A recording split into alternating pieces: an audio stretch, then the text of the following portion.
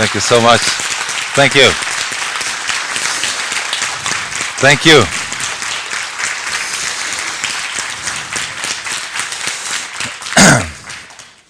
Thank you so much, Ingrid, for inviting me to address you people and the Swedish Free Press Society. I'm very happy to be in your midst today, and not 10, not 100, and not 1,000 demonstrators would keep me away from Sweden.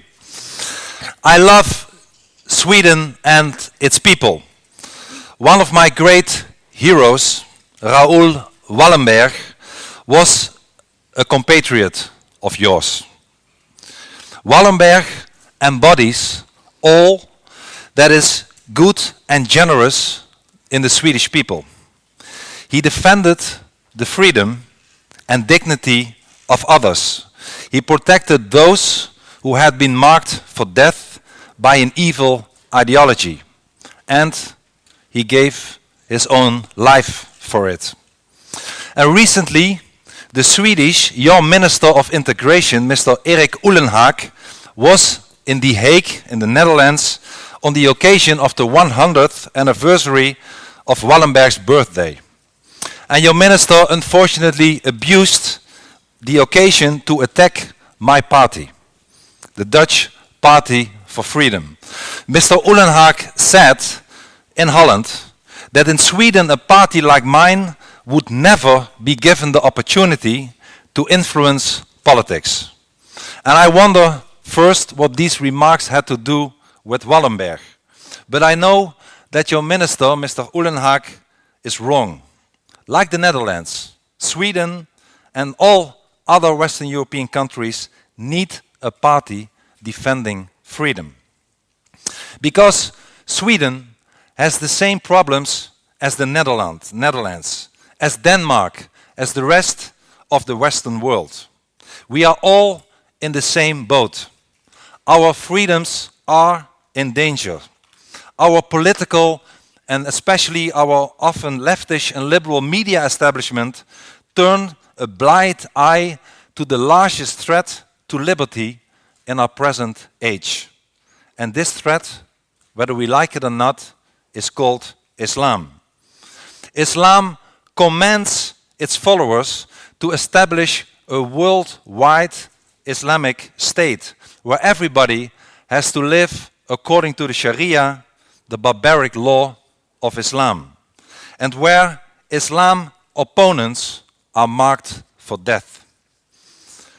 Alexander Solzhenitsyn used to say that the truth is seldom sweet. It's almost invariably bitter, end of quote. But the truth, ladies and gentlemen, the truth should be heard. And the bitter truth is that Islam is the largest threat to our freedom today. And the unpleasant truth that Islam is already all around us. And the sign of Islam's presence is visible in all the major European cities today. Also in Malmo, especially in Malmo. 25% of the population here originates from Islamic countries, the highest rate in the whole of Scandinavia. And that's why it's very good to be here, in this great city, which deserves better than it currently gets. Even the international media, from Holland to any other country in the West, have written stories about the outbursts of violence, the gang warfare, the shootings and bombing of police stations in Malmo. In a city like in this city, our message needs to be heard. Malmo should not succumb to Islam. Malmo should remain what it was throughout its history. A decent, a peaceful and a safe place for people to live, to work and raise a family. A free city. And in Malmo we must turn the tide and show the world that the Islamization process can in fact be stopped. And that is why I'm here today. And it's a coincidence that today marks the final day of this year's Hajj, the Islamic pilgrimage to Mecca. This should be a symbolic moment to tell you that it's time to turn the tide and to tell you that it can be done. But in order to turn the tide, we must first stop pretending that there is no problem, as so many politicians and so many journalists like to fool you about. We must first face the truth. We must speak the truth so that others will know it too. And before I continue, let me make one thing absolutely clear. Whenever I criticize Islam, I am all over the world by people with often bad intentions falsely accused of hating people. And in order to avoid all these misunderstandings, let me state clearly, I criticize an ideology, not people. I do not hate anybody. I do not want to harm any human being. I totally reject any form of violence. In fact, the most important thing, the most important reason why I reject Islam is its violent nature and the fact that it's harmful to people, including its own adherents, whom we should pity rather than hate, and whom we should help to liberate themselves from the evil monster called Islam. And I have traveled the Islamic world. Before 8 years ago I got into trouble extensively. I have visited countries like Iran, Iraq, Egypt, Tunisia, Syria, Indonesia. And in my book, Marked for Death, you can read how I was overwhelmed by kindness, friendliness, and helpfulness of many of the people who are living there. They often are good people, but they are captives of Islam. So it's important to make a distinction between the people, the Muslims, and Islam. Most Muslims are moderate. Most Muslims are non-violent. But the ideology of Islam is dangerous. The moderates are the captives of the barbaric system of Islamofascism. There is, ladies and gentlemen, there is no moderate Islam. There are moderate Muslims, but there is no moderate Islam. Islam, as a matter of fact, is only a religion to a very limited extent. It's predominantly a dangerous ideology. Islam is more political than religious. Why? Because it aims for a political and Islamic state. Islam is totalitarian. It's not voluntary. It orders people who leave Islam to be killed. The best example why Islam is totalitarian is that you are not allowed to leave it if you are a Muslim. And contrary to other real religions, it also lays obligations to non-members in its society. And Islam is also dangerous because it calls on its followers to imitate Mohammed, the so-called prophet, as closely as possible. And the life and deeds of Mohammed are therefore very important to recognize. And we know a lot about the life of Mohammed from all kinds of contemporary sources. And Islam's own sources, if you study them, tell us how evil Mohammed, the example for so many Muslims, was. And we should not be afraid to talk about it. They show us that Mohammed, as a matter of fact, was a liar, was a rapist, was a mass murderer, was a pedophile. This is the example to so many Muslims today. Because Mohammed abused women, some followers of Islam believe that they are also entitled to treat women in the same way. Because Mohammed lied and cheated in order to advance Islam in his time, some followers feel entitled to do exactly the same today. Islam even has a word for it. That kind of lying is called taqiyya. Maybe you have heard of it. Because Mohammed killed his opponents, some of his followers believe and feel entitled to do exactly the same. Because Mohammed robbed non-Muslims, some of his followers feel they have the right to do the same. And this is called jihad. A few years ago, one of your Swedish newspapers interviewed the sociologist Petra Åkesson, I hope I pronounce it right, after she had conducted a study of Islamic youth here in Malmo. And Åkesson pointed out that these youngsters have been raised in a culture that extols Islamic supremacy. And as a consequence, a significant number of them regard their criminal activities against non-Muslims, against the infidels, as a right, as justified, as permitted.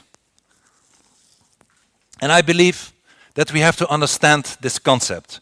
It is our duty to expose Mohammed, who wrote a book which he said had been dictated to him by an angel from a book written by Allah in heaven. The people from his hometown in Mecca, they knew Mohammed. They said he was crazy. An angry Mohammed, as you know, and it's important for me to tell you to understand, an angry Mohammed immigrated to Medina, which he conquered through taqiyya and jihad. And later he returned to Mecca and conquered it with his troops, eradicating its tradition of openness and religious tolerance. And everywhere, if you look in the history of mankind, everywhere where Islam has gained a foothold, it has brought tremendous human suffering. And of course, not all Islam followers behave like Mohammed would have done. I would never suggest that. But some of them do. Some of them do. And the more Islam gets into your country, the more violent and intolerant it becomes, and the less freedom you will get. Just take a short stroll and walk into your own city, into Malmo's Rosengard area. It is one of the areas in our Western civilization, in our Western nations, where the authorities seem to have lost power, where Sharia is replacing our legal system, where it's often unsafe for non-Muslims to go. Or come with me to the Netherlands, to the Kanaleneiland district in Utrecht. I used to live there for almost 20 years, and I have seen the district degenerate. Or let us go to Paris and visit the suburbs. Or let us go to Brussels, where Islamic gangs even used Kalashnikovs to chase the police in certain neighborhoods, and where employees of the European Parliament complain that they cannot walk the streets at night.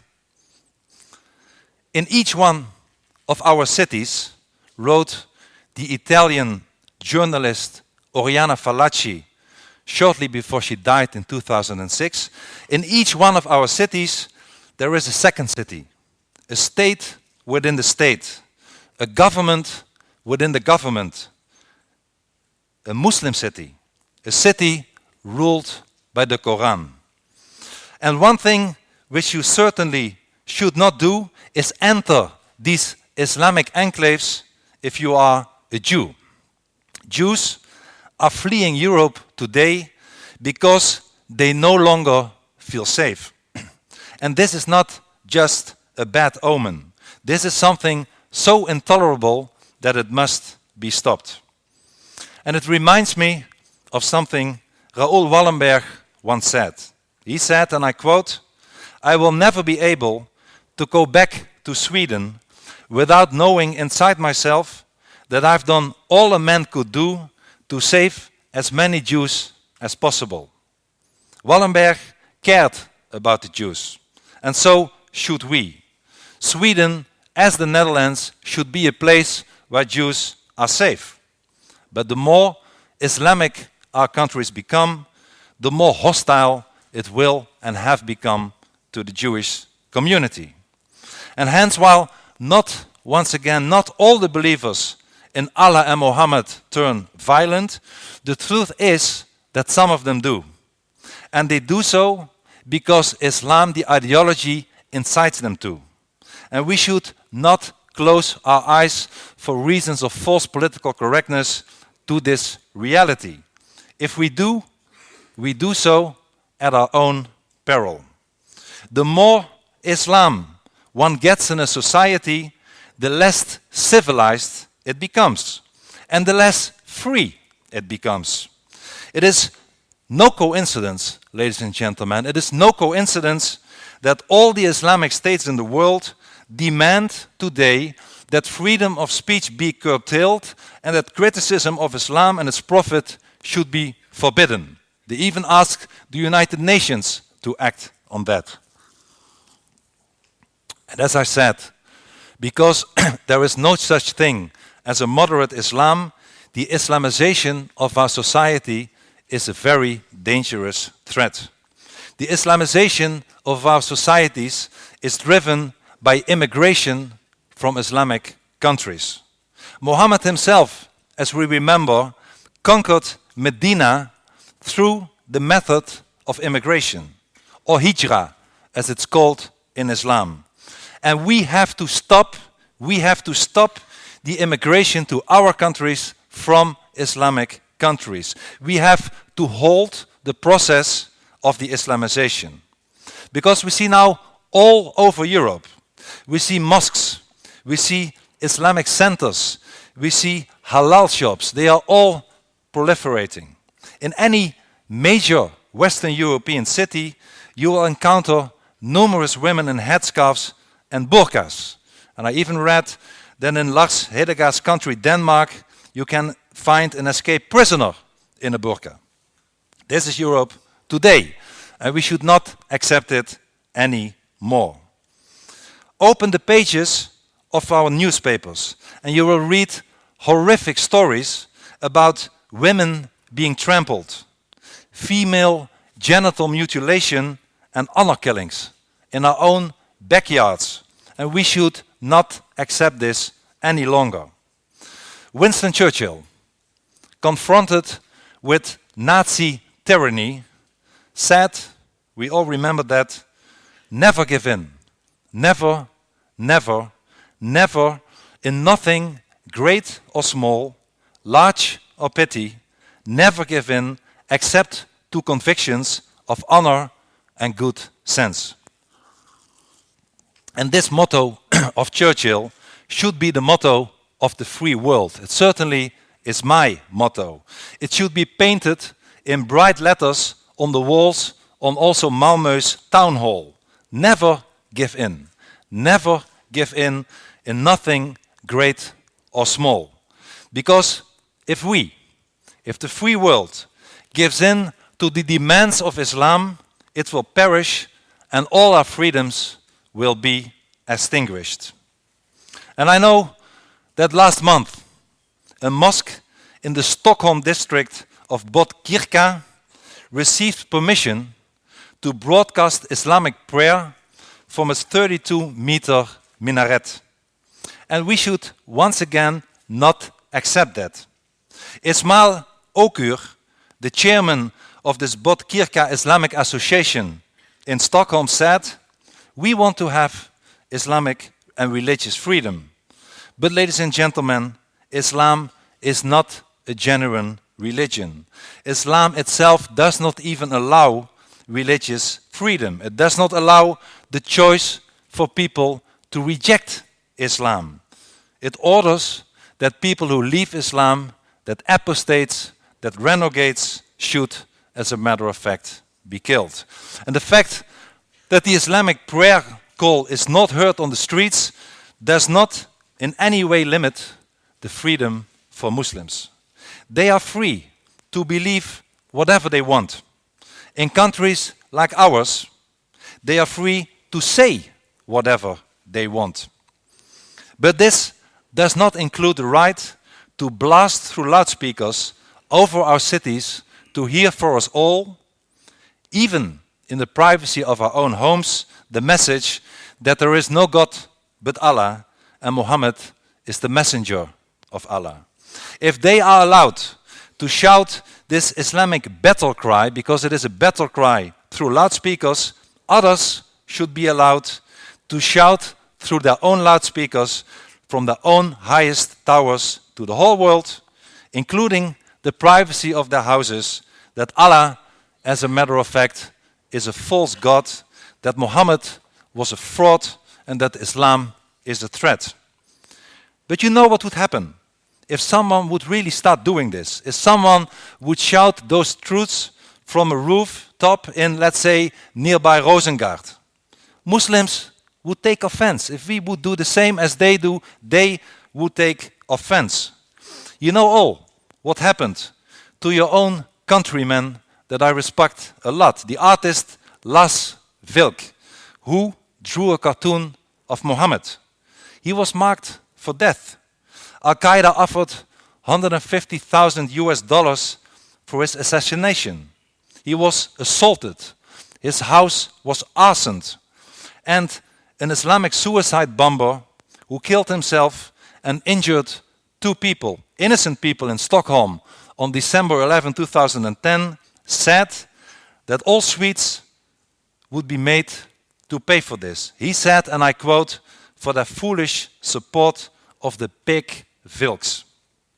And Lars Vilks, ladies and gentlemen, you know it better than I do, now lives under permanent police protection, just as I have been living for 8 years under permanent police protection, because the so-called followers, peaceful followers of Muhammad, want to assassinate me for criticizing Islam. And that is why all the security and all the demonstrations are here today. But let no one tell you, let no one fool you that Islam respects freedom. Freedom and Islam are incompatible, totally incompatible. And let no one tell you and fool you that Islam is a religion of peace. Islam, ladies and gentlemen, is an ideology of violence. And let no one tell you that you should tolerate the intolerant. We have done that enough. No more tolerance for the intolerant. Listen what Karl Popper, the great liberal philosopher, had to say. Karl Popper said, "Unlimited tolerance leads to the disappearance of tolerance." If we extend unlimited tolerance even to those who are intolerant to us, if we are not prepared to defend the tolerant society against the onslaught of the intolerant, then the tolerant will be destroyed, and tolerance with them. And it could not be more right. So today we have to make a stand. We have to draw a line. We have to say no more mosques. We have enough mosques in our society. No more Islamic schools. They are centers of subversion. No more immigration of Islamic countries. Stop it. Enough Islam. And all criminal immigrants with dual nationality have to be expelled. We have to draw a red line. If you assimilate to our society, if you behave according to our values, to our constitution, to our laws, then you are welcome to stay. And if you don't, there is the door, and we will send you packing. Ladies and gentlemen, today Islam has the audacity and the arrogance to tell us that we, its victims, are not tolerant enough against Islam. Islam is telling us that it will not accept criticism of Islam anymore. And recently, we all remember that, on 9/11, an American ambassador was tortured and murdered because one of his countrymen, a Coptic Egyptian-born American citizen, had made a movie about Mohammed. And unfortunately, many Western leaders and media seem to be in the grip of a cowardly appeasement mentality which is harmful to our Western liberties. Martin Schulz, the President of the European Parliament, condemned, and I quote, not only the content, but also the distribution of such a movie. And Mr. Schulz will be one of the 3 EU leaders who will travel to Oslo shortly to accept this year's Nobel Peace Prize. That is the guy who said that he did not want for a movie who was critical about Islam, whatever you think about the movie, to be distributed anymore. And President Obama, another Nobel Peace Prize winner, called the movie crude and disgusting. And he added, and I quote President Obama, "The future must not belong to those who slander the Prophet Mohammed." And with all those cowardly statements of Western leaders, the leaders that should be the leaders of the free world, such as the Turkish Prime Minister Erdogan, who are today pressuring the United Nations for an international treaty against blasphemy by which they want to restrict our freedom of speech. Because blasphemy for them means not criticizing Islam. And instead of our leaders forcibly speaking out in favor of freedom of speech, instead of standing firm, our leaders, for our liberties, instead of following Churchill's example by never giving in, nothing great or small, Western politicians are cowards and cower to Islamic sensitivities by stating how offended they all are by the movie of a private individual in Los Angeles. And meanwhile, a Pakistani government minister offered a bounty of $1 million for the killing of the maker of that movie. And I have not heard any Western political leader to complain about that, talking about double standards. And when last March, your organization, the Swedish Free Press Society, was established, Mr. Schüler, the editor of the paper called Dagbladet, criticized you. He wrote in his newspaper, and I quote, "Since words are neither neutral nor innocent, there have to be limits to free speech." This is what this guy said. And I'm sorry, Mr. Schüler, but as long as people do not call for violence, they should be allowed to say whatever they like. And this is what I want in all our Western constitutions, a clause similar to the American First Amendment. I defend the right of every imam to express his disapproval of our liberties and democracy. I even defend the right of every imam to be against our freedom of speech, or Christianity, or Judaism, or to have something against gays and women, or our culture, or our values.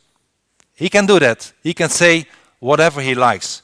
But in return, ladies and gentlemen, in return, I demand the right that everyone is allowed to express his opinion about Islam in any way he sees fit.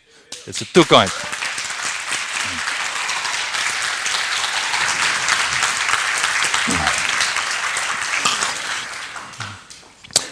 And since Islam does not grant us our freedom, it should not be given the freedom to rob us of our liberties. My friends, as I said, the truth is bitter and unpleasant. But we should not shirk from our responsibilities. We must say what we have to say, and we must do what we have to do. Because if we do what we have to do, there will be hope. And we can still turn the tide. I'm positive we can still turn the tide of the Islamization. And we can do so by appealing to the loyalty of our people, to their identity, and to their national freedom. We can stop Islam by rallying around our national flag and by defending our national identity. It's very important, our national identity, because our nation states are the embodiment of our liberties and our freedom. And let us defend our liberties and our freedom by defending our own nation states. And Europe's Islamization, it's not only a Swedish and a Dutch problem, it's a problem of Europe. And Europe's Islamization stems from the cultural relativism which during the past decades has undermined our national resolve. Cultural relativist dictates that all cultures are equal, equally morally and valuable. And if all cultures are equal, it follows that the state, that's a logical consequence, cannot promote any specific culture or value, even when it's the culture of its own people. And therefore I believe that cultural relativists deny that immigrants should assimilate, since that would champion European culture over the immigrants' culture. And they, the cultural relativists, they tell us that Islamic newcomers who settle in our cities and in our countries and in our villages, that they get the message, you are free to violate our norms and values, since we believe that your culture is as good as ours. And ladies and gentlemen, this is a lie. This is not true. Cultures are not equal. Our culture, based on humanism, on Christianity, on Judaism, is far better than the barbaric Islamic culture. And we should be proud of our culture.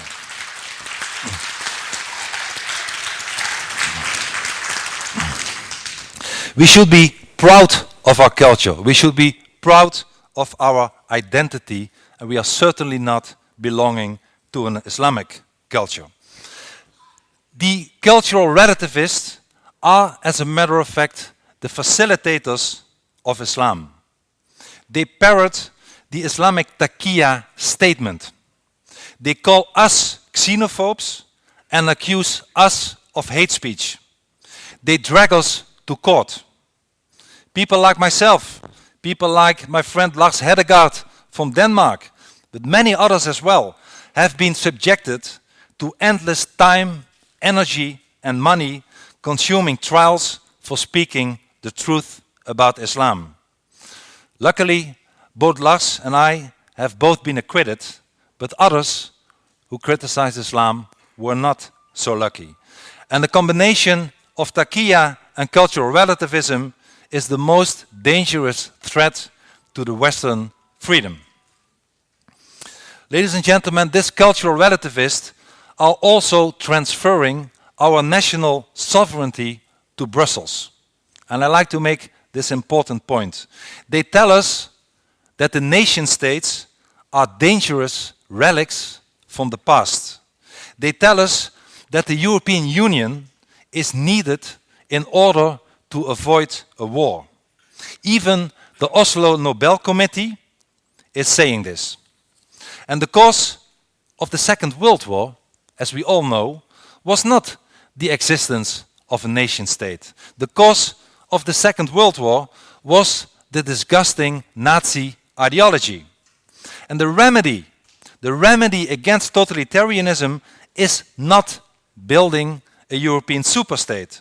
We cannot safeguard our liberties by robbing our countries of their sovereignty and transferring it to faraway Brussels. Because you know what would happen then. We get cultural relativists, such as your own Cecilia Malmström, who impose uniform policies to all our nations, for instance, by throwing our borders open to have even more immigrants from other countries. And Mrs. Cecilia Malmström belongs to the same party as Minister Uhlenhaag. And I wrote her a letter earlier this year inviting her to visit our immigration neighborhoods in the Netherlands, but she did not answer. And I can understand. I can really understand why you sent her to Brussels, but now we are stuck with her, and I don't like that so much.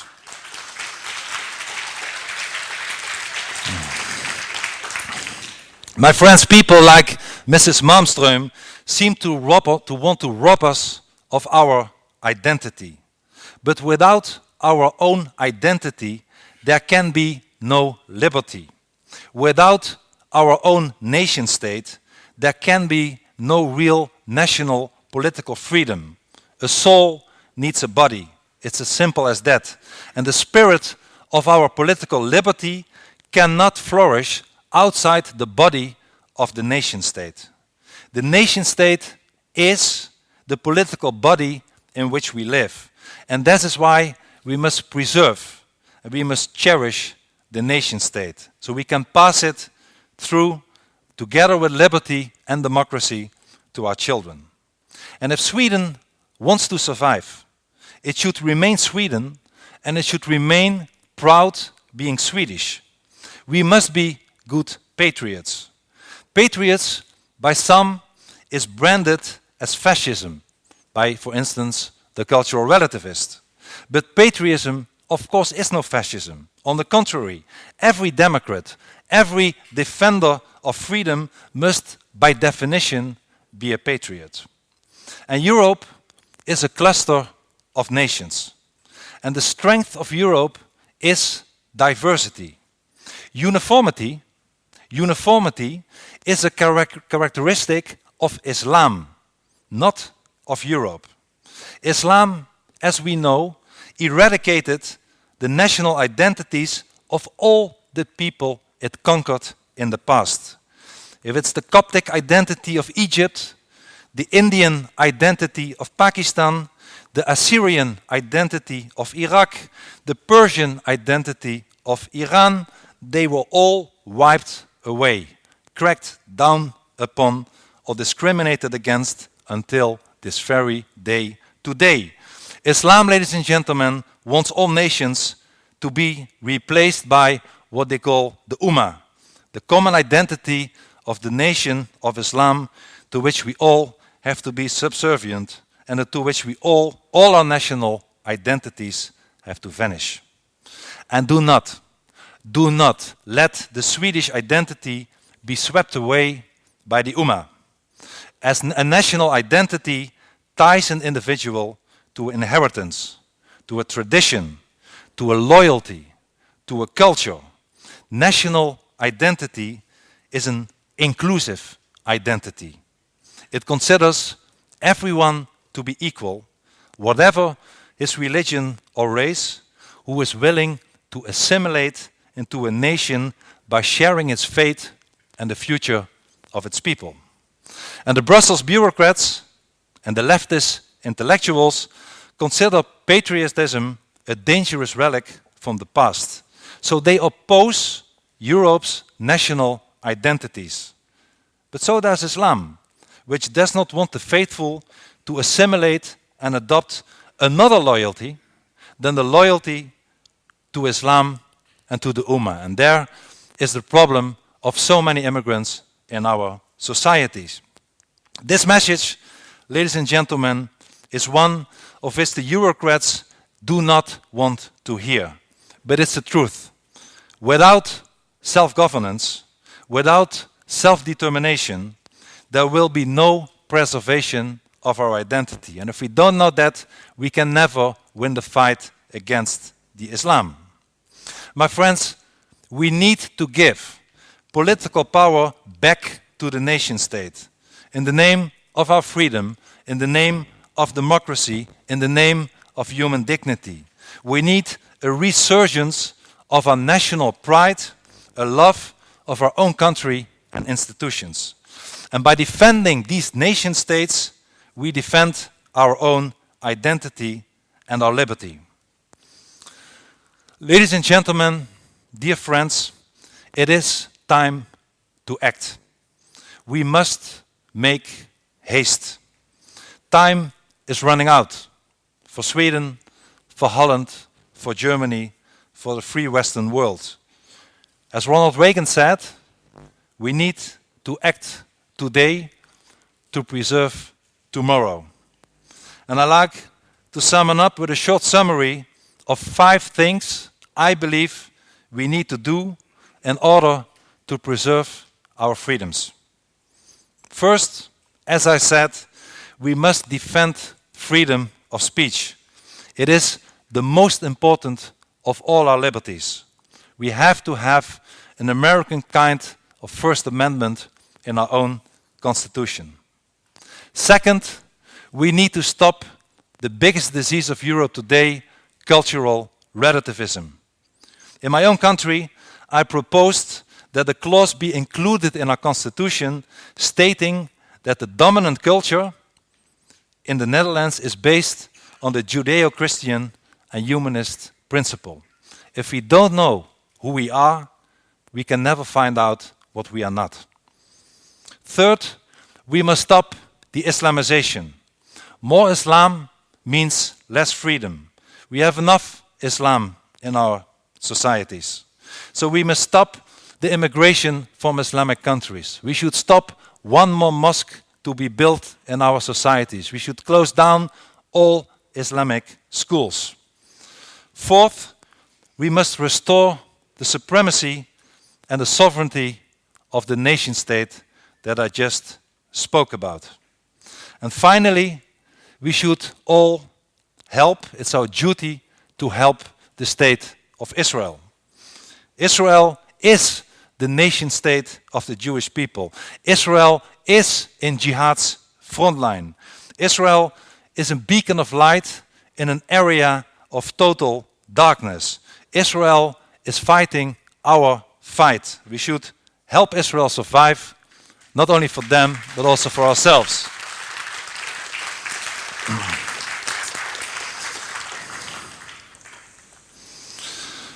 My friends, if we stop speaking the truth, however unpleasant it might be, all will be lost.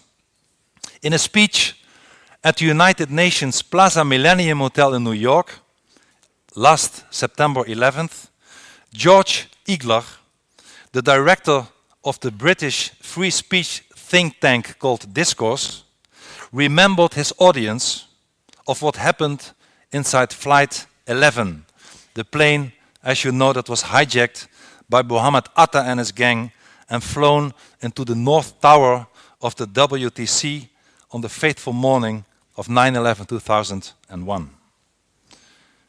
Just be quiet and you will be okay. Just be quiet and you will be okay. That is what the terrorist Atta told the passengers on board of the hijacked plane.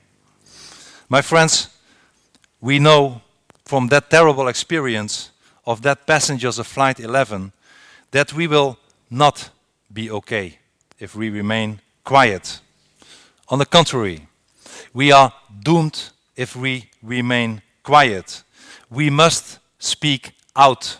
We must speak out with all our might against those who want to silence us.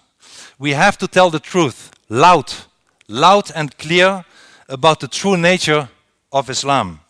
This totalitarian ideology which wants to Islamize us and impose its will on the entire world. We have to expose the lie which is called cultural relativism.